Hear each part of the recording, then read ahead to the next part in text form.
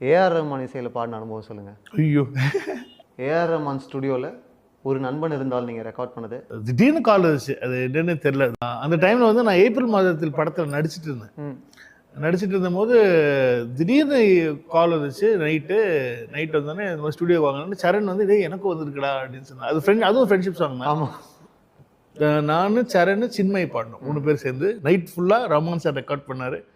Night ஃபுல்லாக record பண்ணி காலைல தான் முடிஞ்சு எனக்கு பயம் உதறல் ரஹ்மான் சார். ஆனால் வந்து அவர் பயங்கர ஜாலியாக ஆக்கிறார். எப்படா ஓகே சூப்பர் நல்லா இருக்கு, இது வேறு மாதிரி பாடு, இந்த மாதிரி பாடு, ரொம்ப அழகாக ஹி ரெக்கார்ட்ஸ் இட் ஹிம்செல்ஃப். அவரே ரெக்கார்ட் பண்ணுவாங்க. பாலுக்குள்ள அவர் தான் ரெக்கார்ட் பண்ணார். பட் ஆனால் இன்னொரு இன்ஜினியர் இருப்பாங்க. இவருக்கு வந்து இவர் தனியாக உட்காந்து இவரே ஃபுல்லாக வாய்ஸ் எல்லாம் செட் பண்ணி எல்லாம் பண்ணி நீ பாடு. சின்மையெல்லாம் அசால்ட்டாக பாட்டு போயிடும். சரண்னாலும் நல்லா பாடிடுவாங்க.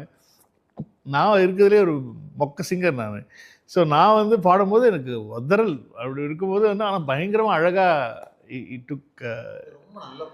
ஆமாம், செம்ம சாங், சூப்பர் சாங்.